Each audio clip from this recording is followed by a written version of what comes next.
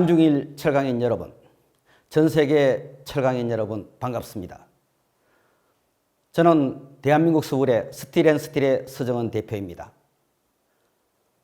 저는 오늘 제10회 아시아 스틸 포럼의 개회를 선언하고자 합니다. 아시아 스틸 포럼은 2010년 시작하여 지난 10년간 아시아 주요 도시에서 개최되어 왔습니다. 이제 아시아 스틸 포럼은 아시아를 대표하는 명실상부한 철강 컨퍼런스가 되었습니다. 저는 아시아 스틸 포럼의 10주년을 축하하기 위해서 오늘 이렇게 한복을 입었습니다. 한국 사람들은 결혼이나 명절일 때 축하하기 위해서 한복을 자주 입곤 합니다. 저도 오늘 이 아시아 스틸 포럼 10주년을 축하하기 위해서 특별히 한복을 입었습니다. 잘 어울리나 모르겠습니다. 조금 전 오프닝한 행사에서 여러분들은 과거 2010년 제1회 아시아 스틸 포럼의 영상물을 보셨습니다. 지금은 코로나19로 인해서 이런 영상의 제작이 불가능합니다. 또 한편 저는 개인적으로 우리 아시아 스틸 포럼이 2010년 제1회 아시아 스틸 포럼의 초심으로 돌아가야 될 필요가 있다는 생각에서 제작한 영상입니다. 이제 지난 10년간 아시아 스틸 포럼의 영상을 감상하시겠습니다.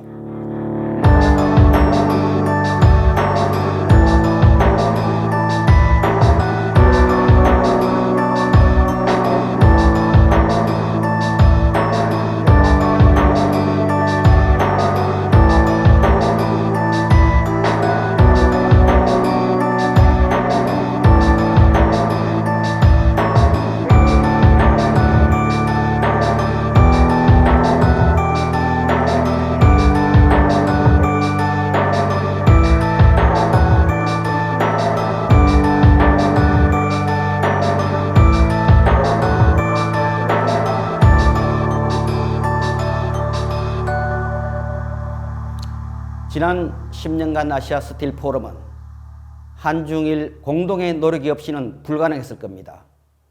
특히 중국 마이스틸 주진홍 회장님과 일본 철강신문 이찌아나기 사장님께 진심으로 감사의 말씀을 드립니다.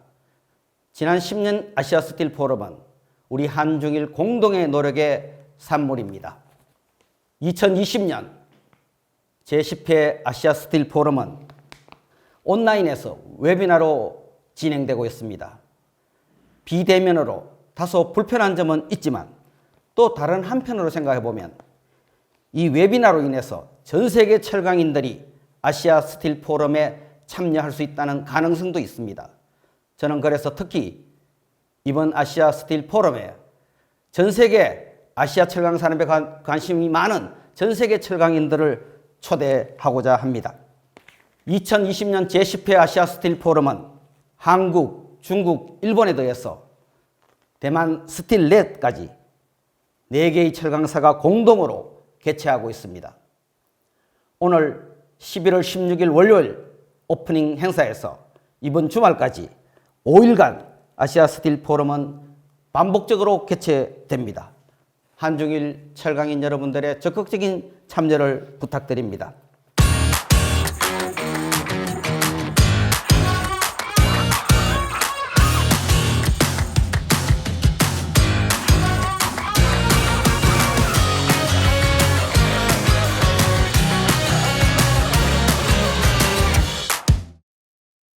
스틸앤스틸과 스틸델리는 2004년 창립되었습니다.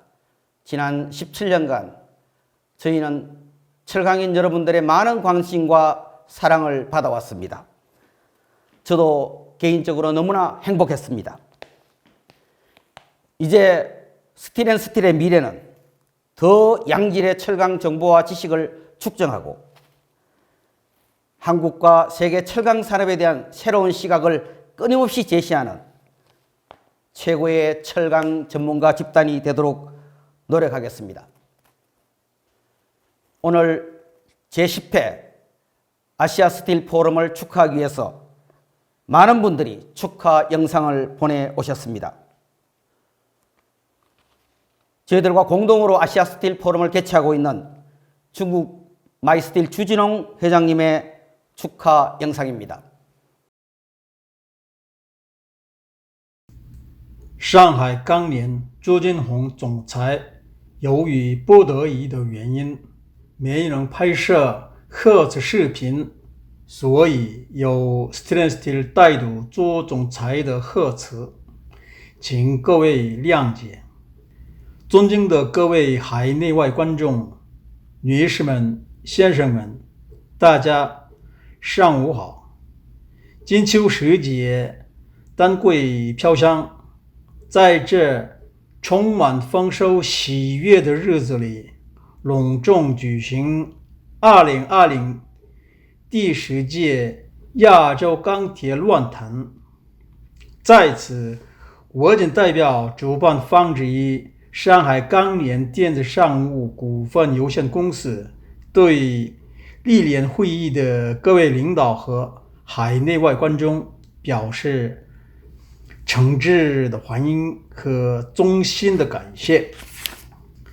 2020年是极其特殊的一年，我们经历了范围最广的突发公共卫生事件，举全球之力稳经济、保生产，全球钢铁业间贸易互通出现了不少变化，全球经济增长整体放缓，世界经贸体系面临诸多考验。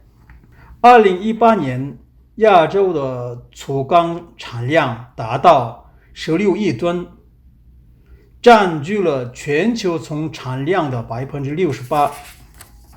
在全球范围内，目前有5820万吨钢铁产能处于建设中，并计划在2020年到2022年投产。目前正处于计划阶段，可能在这一时期启动的产能有2010万吨。如果目前正在进行或计划进行的所有项目最终实现亚洲和中东地区的炼钢产能，在今后几年可能会有相当大的增长。亚洲钢铁产业的发展正极大地影响着全球钢铁产业的格局。为及时让各位观众了解目前亚洲钢铁业形势，大家再度相聚。亚洲钢铁论坛就亚洲区域的经济发展与钢铁产业合作展开交流探讨意义。最后，再次感谢各位来宾对 ASF 亚洲钢铁论坛的长期大力支持。欢迎大家到上海钢联总部做客，预祝本次大会圆满成功，谢谢。最后，祝会议圆满成功。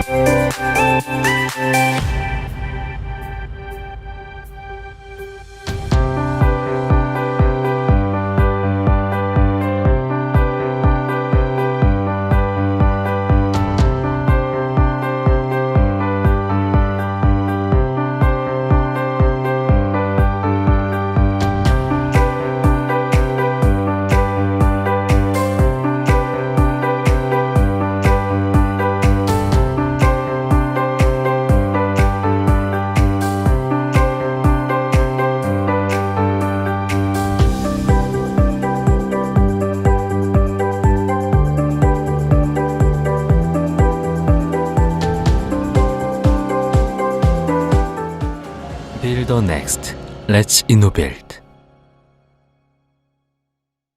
그 다음은 세계적으로 알려진 대표적인 철강 컨설팅사인 월드 스틸 다이내믹스의 창업자이신 피터 마커스와 필립 앵글린 사장님의 축하 메시지입니다.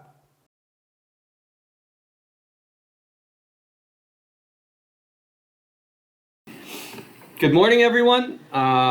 This is Philipp Englin, and CEO of World Steel Dynamics, and Peter Marcus, managing partner and founder of World Steel Dynamics.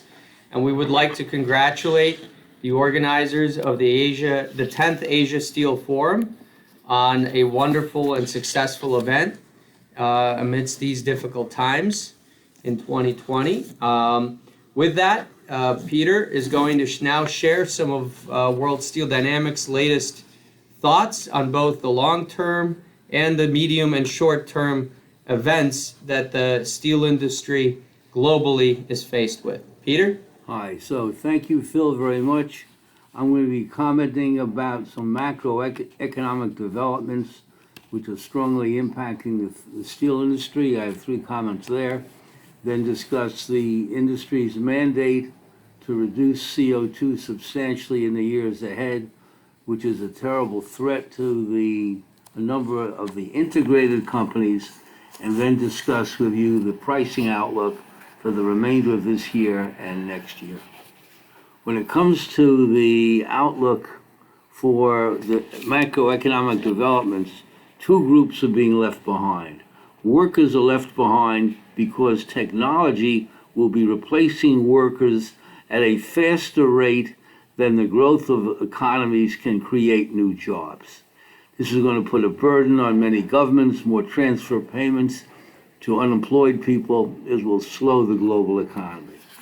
Next, because of the advances in technology, it no longer is as attractive to build a new factory in an advanced country, in a developing nation with low wages, as in an advanced country. You build a plant in the United States, you have high labor productivity, low cost of components, great services, big markets, big subsidies. So the developing world is going to be left behind because of the advancement of technology. A third thought is we think the global economy will grow 2 to 2.5% a year through 2050. But at the same time, because of declining steel intensity, we think steel production in 2050 may be little changed. But because of at roughly 1.8 billion tons, but because of the growth of the obsolete scrap reservoir from 14 to 32 billion tons, and the growth of DRI, especially based on hydrogen, we're going to have 500 million tons of new metallics in a 1.8 billion ton industry. This scenario has similarities to what happened after the mid-50s.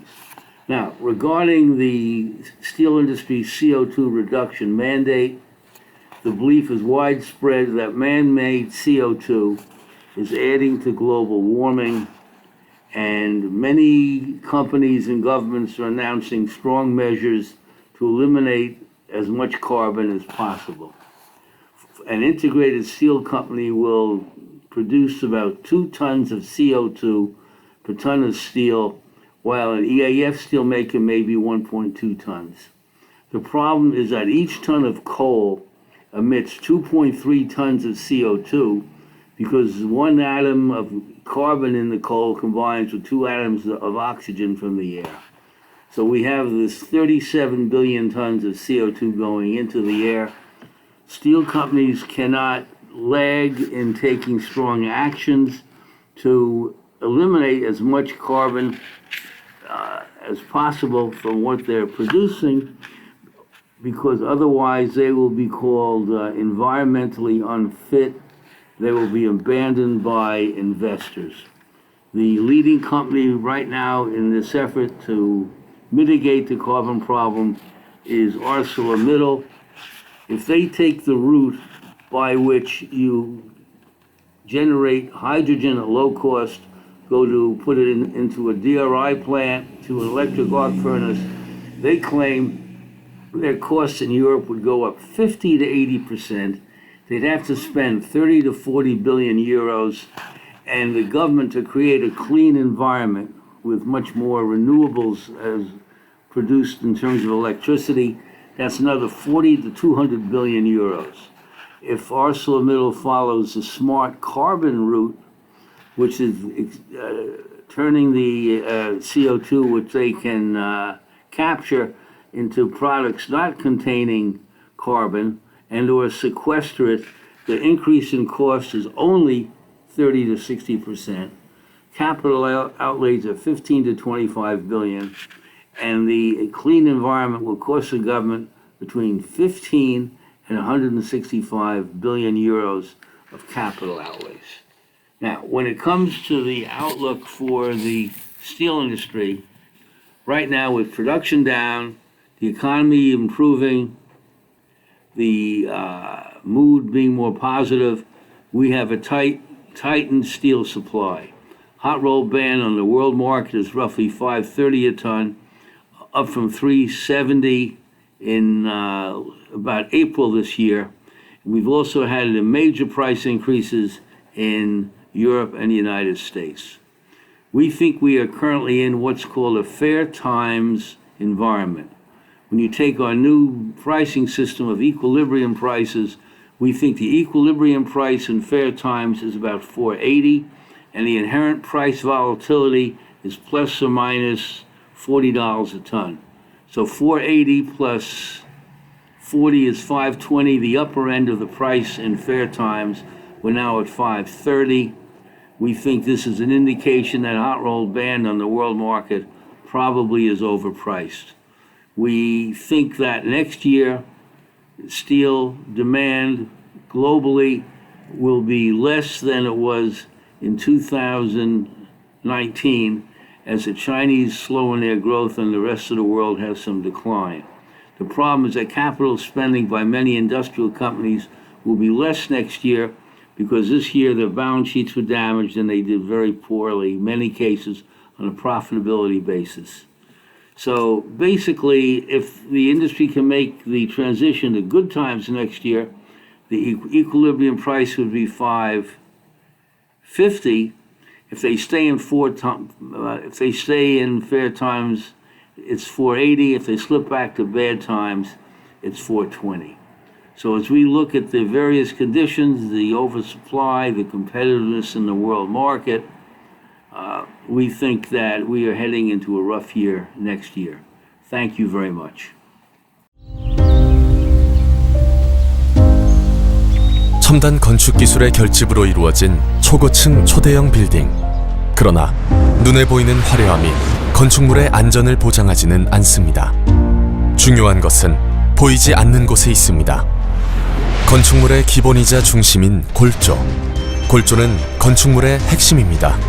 만약 골조가 안전하지 않은 건축물에 예상치 못한 큰 지진이 발생한다면 어떠한 일이 일어날까요?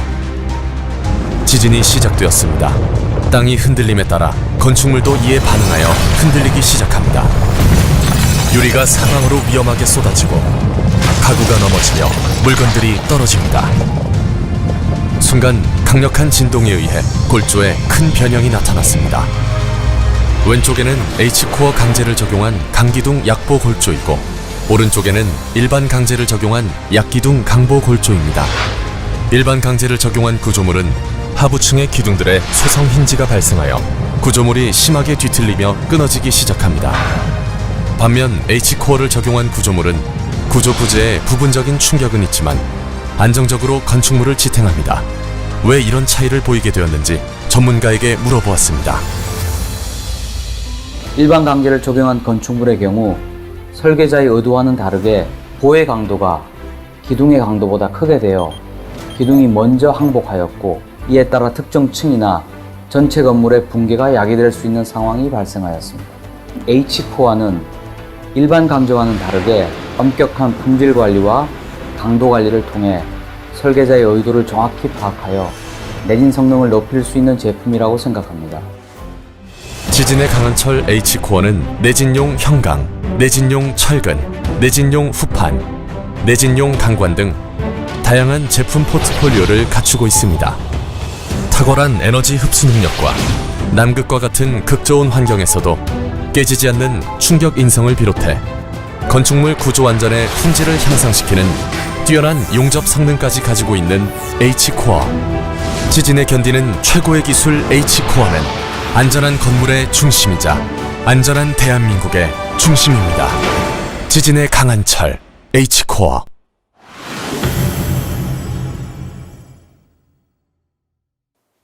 감사합니다. 축하 메시지와 함께 월드 스틸 다이나믹스가 바라보는 코로나 이후의 세계 철강 산업 전망은 매우 한국인들에게 유익한 자료가 될 것으로 생각됩니다. 이제 마지막 축하 메시지는 한국철강협회 이민철 부회장님의 축하 메시지입니다. 먼저 10번째 아시아 스틸 포럼 개최를 진심으로 축하합니다. 그리고 지난 10여 년간 아시아 스틸 포럼의 성공적인 운영을 위해서 노력해 주신 관계자분들의 헌신에 진심으로 감사의 말씀을 전합니다. 지금 한국과 아시아와 그리고 글로벌 철강 산업이 직면한 도전은 지난 10년 전에 아시아 스틸 포럼이 창설되었을 때와는 사실상 비교가 되지 않는다고 판단을 하고 있습니다. 과거에는 철강 산업의 성장이 주요한 도전이었다면 이제는 또 새로운 도전, 즉 친환경화, 그리고 수요 정책, 공급 과잉, 또 디지털라이제이션이다라는 그런 도전에 직면하여 이제는 철강 산업이 지속 가능성에 좀 더 초점을 맞춰야 되지 않냐라는 그런 판단을 하고 있습니다. 더군다나 최근에 코로나 바이러스 영향으로 인해서 이 철강 산업의 생산, 수요, 그리고 교역 패턴에도 큰 영향을 미치지 않을까라는 그런 판단을 하고 있습니다. 이러한 도전을 극복하는 데 있어서 아시아 스틸 포럼의 보다 적극적인 그리고 건설적인 역할을 기대합니다. 제가 좋아하는 영어 문구가 있습니다. Coming together is a beginning. Keeping together is progress. Working together is success. 지난 10년간 아시아 스틸 포럼은 아시아 철강 업계와 또 관계자분들의 Coming together, Keeping together는 성공적으로 그 역할을 수행했다고 판단을 하고 있습니다. 앞으로 아시아 철강 포럼이 새로운 도전에 직면한 이 철강 산업의 지속 가능성을 좀 더 올리기 위해서 이제는 워킹 투게더의 역할도 이제 수행해 주시기를 간곡히 바랍니다. 한국 철강협회는 아시아 그리고 글로벌 철강 산업의 지속 가능한 발전을 위해서 모든 협력과 노력을 아끼지 않겠습니다. 감사합니다. 우리가 세상에 내놓은 것들은 눈에 잘 띄지 않습니다. 땅과 바다, 건물과 다리, 그리고 우리의 일상생활 뒤에서 말없이 자리를 지킬 뿐입니다. 철, 평범한 삶을 지탱해주는 가장 근원의 재료.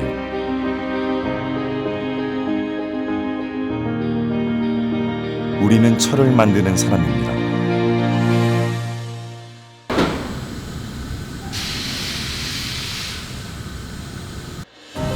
세상의 기초를 만든다는 자부심이 우리를 가슴뛰게 합니다. 우리가 만든 철강제가 기본의 표준을 끌어올리고 풍요의 수준을 높여가길 바랍니다. 그것이 우리가 생각하는 철의 역할입니다. 우리는 철을 만드는 사람입니다.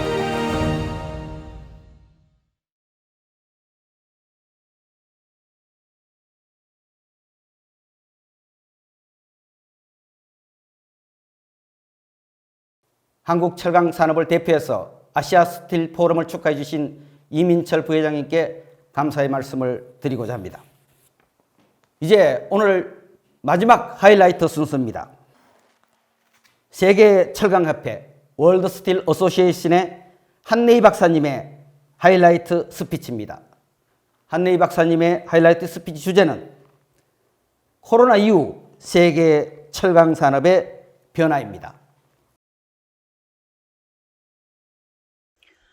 First of all, I would like to congratulate the 10th anniversary of the Asia Steel Forum and thank the organizers for inviting me to speak today. As we all know, we are going through an unexpected and unprecedented shock. We are not out of the wood yet, but at the same time, we know that after such a big shock, we may not go back to the same place as we were before the pandemic. It might still be a bit too early to tell exactly what kind of changes are forthcoming to our industry, but today I'll try to share my preliminary thoughts on this topic.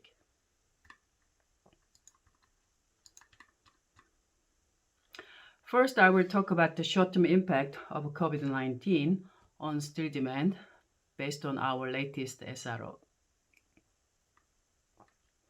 To set the scene, let's look at how the global economy is doing. As we can see from the graph on the top, since June, the GDP forecasts have been revised up for many countries, except for India and Japan. Now, global GDP will fall by 4.8%, much less than expected earlier. Emerging countries suffer relatively more from the pandemic, with inadequate medical system, lack of strong fiscal stimulus, and collapse in commodity prices and tourism. But already in August, recovery momentum was weakening for some countries, and the prospect for 2021 remained subdued. What hindered the recovery is uncertainty, continued social distancing, fading of government stimulus, worsened corporate balance sheets, and high unemployment. Further, the rising possibility of a second wave will suppress the recovery momentum and increase downside risk. Let's look at SRO now. Our latest SRO suggests that in 2020, global steel demand will contract by 2.4%. It's much less than what we projected in our June forecast, which looked at a fall of 6.3%. But we must note that the contraction of global steel demand has been mitigated by China, whose steel demand is expected to grow by 8% this year. The global figure excluding China shows a decline of 13.3% in 2020. For 2021, we expect a partial recovery of 4.1% growth, and the global steel demand will reach about 1.8 billion tons.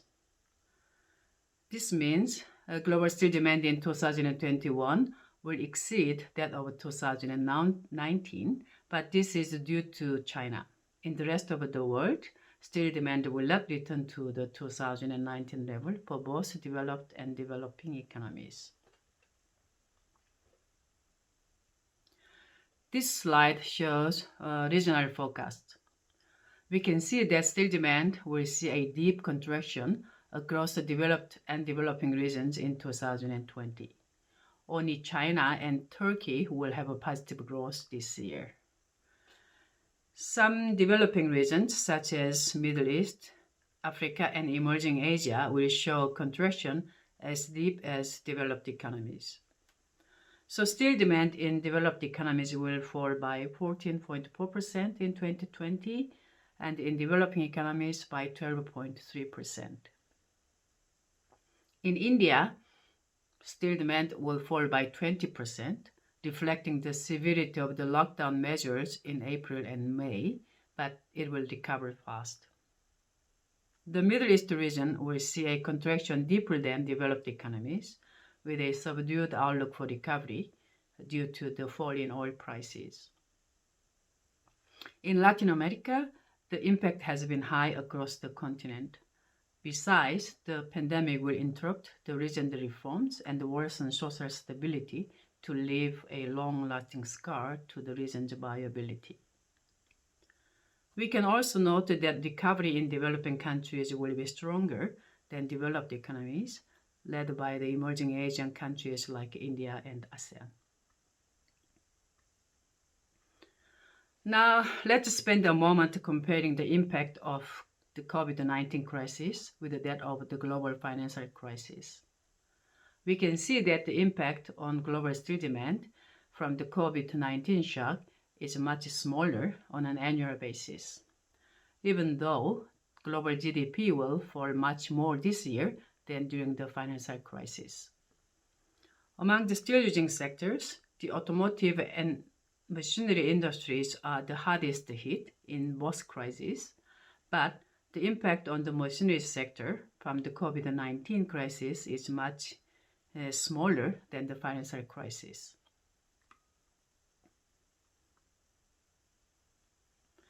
If we compare the impact by region, China's role in boosting global steel demand is much weaker this time than in 2009. For developed economies, steel demand is less affected by the COVID-19 crisis than the global financial crisis. But this is from an already low level, which had not fully recovered from the financial crisis. Besides, recovery in 2021 will be weaker than what we saw in 2009. Steel demand in developing economies, excluding China, is expected to fall slightly more in this crisis. Still, the picture is quite different across countries.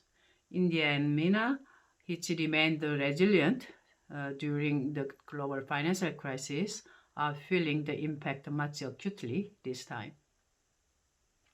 Last point, emerging economies rebounded strongly from the 2009 dip in 1 year. This time, recovery in 2021 will be much weaker. This graph shows how the past two crises have changed the regional picture of steel demand. We can see that global financial crisis has brought a marked jump in China's share at the cost of the developed economies. With the COVID-19 crisis, China's share will jump again to 57% of world steel demand. To summarize, despite upward revisions due to a stronger than expected post-lockdown recovery, steel demand in 2020 will contract significantly in most parts of the world except China. Emerging economies are much more affected by the COVID-19 crisis compared to the financial crisis. The recovery in 2021 will be only partial, and the emerging Asian countries will lead the recovery. The damage to some emerging economies will likely have a long-term effect, especially for Latin America. Our current forecast faces downside risks because of the threat of second waves, especially in Europe and the US. However, fiscal stimulus may affect the outcome as well. Lastly, the recovery from the pandemic will accompany structural changes for the steel industry. So now I will turn to long-term consequences of the pandemic.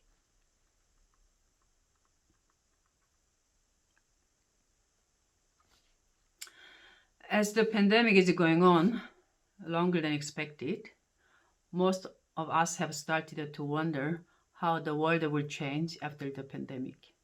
So let's first see the major megatrends that have been ongoing before the pandemic. On the social and the political front, we have seen increasing political polarization, nationalism, and rising inequality. We have also seen the trend of aging population and urbanization in emerging economies that have important implications for steel demand. Also, society has been facing increasing pressure to tackle climate change. In the international scene, we have seen a backlash against globalization, shifting global power, and great decoupling between China and the US. This has led to a weakening of global institutions and rising protectionism. On the technology side, digitization and automation have been driving changes in every aspect of our lives and the economies.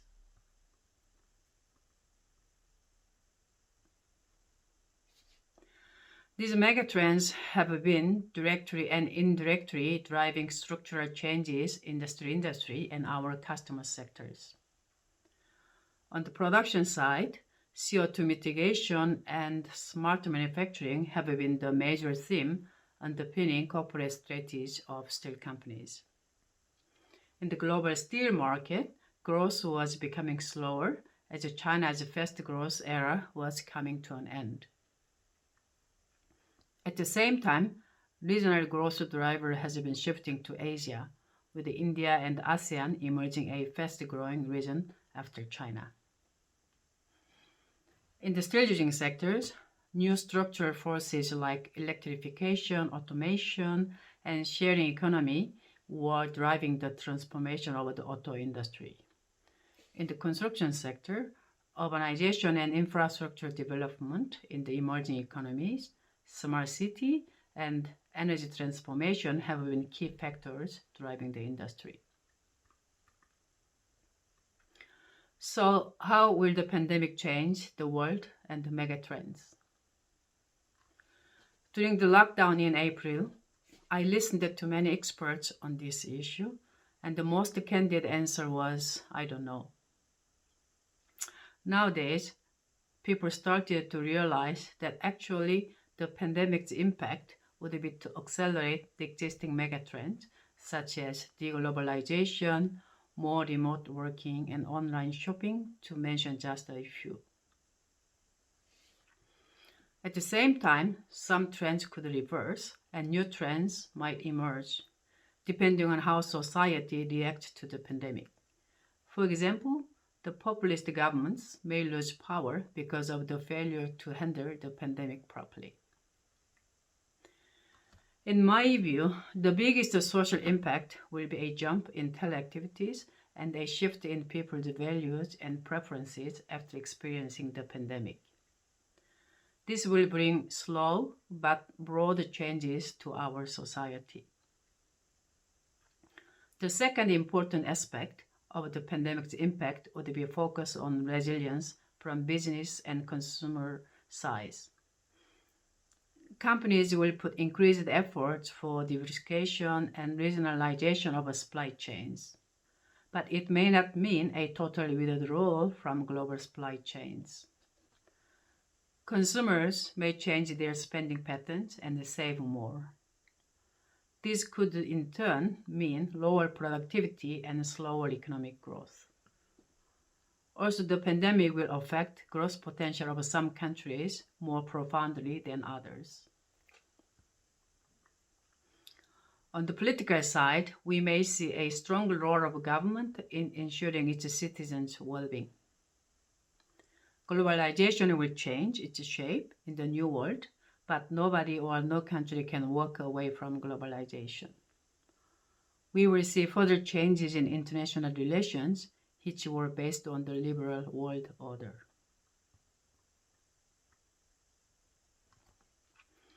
Now, I would like to share my thoughts on the possible impacts of the pandemic on the steel industry, building on the discussion so far.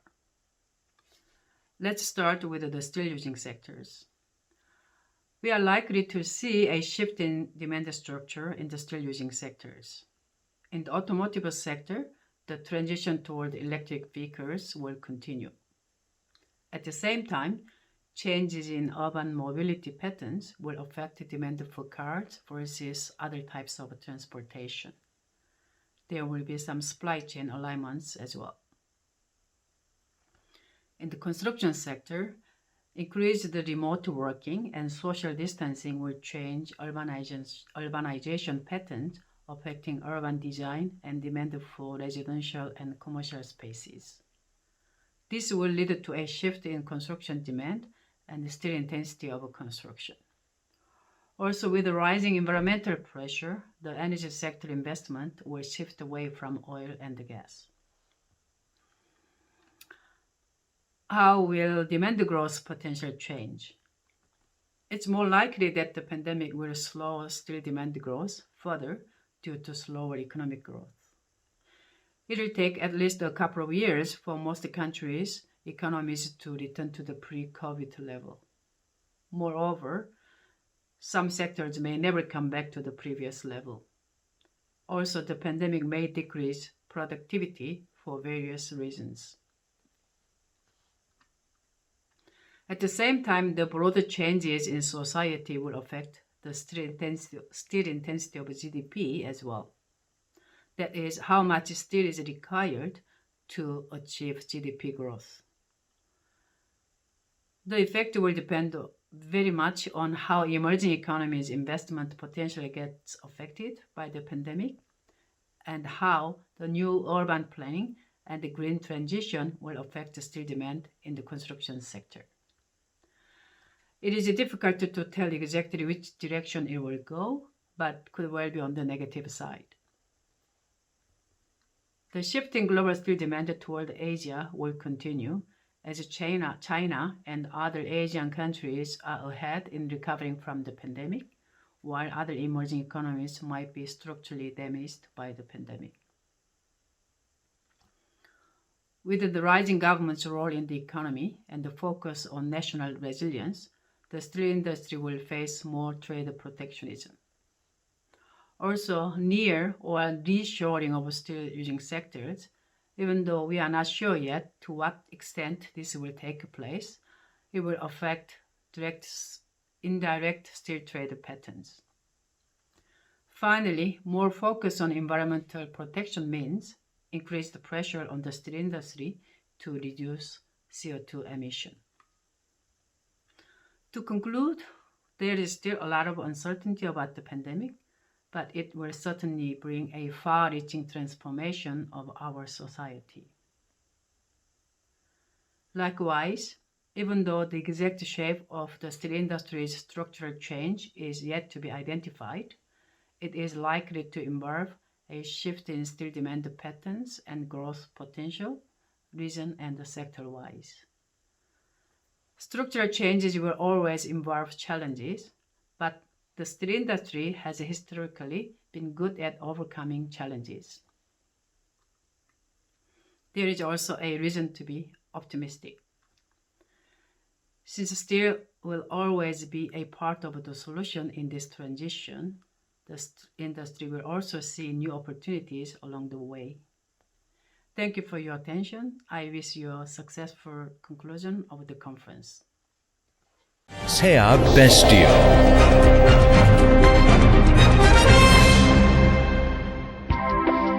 Challenging ourselves. It is the power that transforms possibilities into new opportunities. Seo Mysteel takes on challenges and works through innovations to realize the infinite potential value of steel.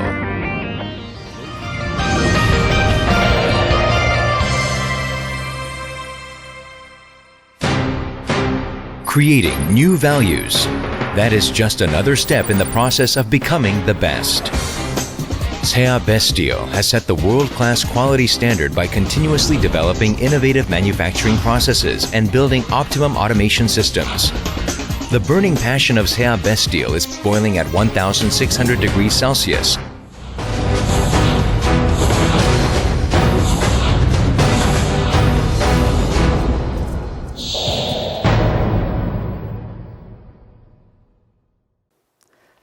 한네이 박사님 감사합니다. 큰 시각으로 세계 철강 산업을 바라보는 관점이 한국 철강인들에게 큰 시사점을 주시는 것 같습니다. 2009년 세계 금융위기와의 비교, 환경규제, 통상, 정부의 역할 등은 참으로 의미 있는 내용이 아닐 수 없습니다. 한네이 박사님께 다시 한번 감사의 말씀을 드립니다. 이것으로 제10회 아시아 스틸 포럼의 첫째 날 행사를 모두 마치도록 하겠습니다. 내일부터 4일간 계속되고 있는 각 세션별 발표에도 국내외 철강인 여러분들의 적극적인 참여를 부탁드립니다. 한중일 철강인 여러분, 세계 철강인 여러분, 2020 제10회 아시아 스틸 포럼이 유익한 시간이 되시길 바랍니다. 감사합니다.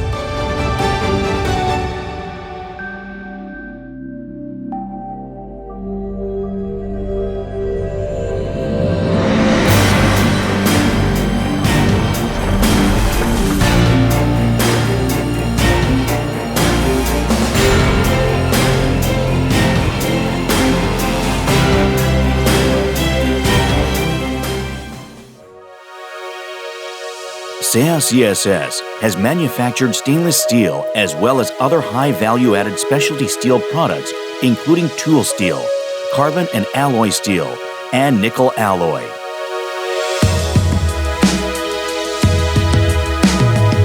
With our less than 0.1 millimeter precision controllable RSM, DST, which minimizes mechanical property deviation via heat treatments and other special equipment. 우리는 세아창원 특수왕입니다.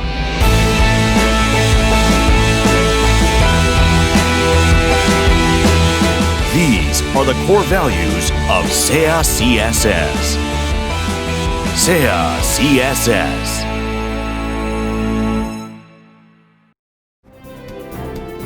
달구고 두드려 더 단단하게. 그 단단함이 일생을 더 풍요롭게. 동국산업은 철의 생활의 편리함을 함께 녹입니다.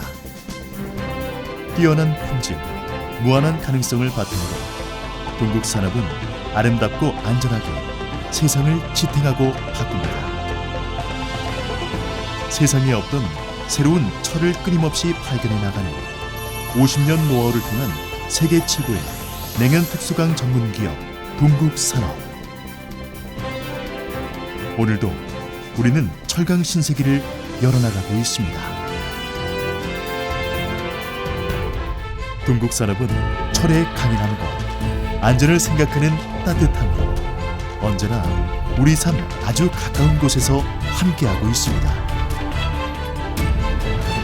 동국산업은 앞으로도 철의 영역을 뛰어넘는 다양한 기술 개발과 도전으로 새로운 기업 가치를 만들어 나갈 것입니다.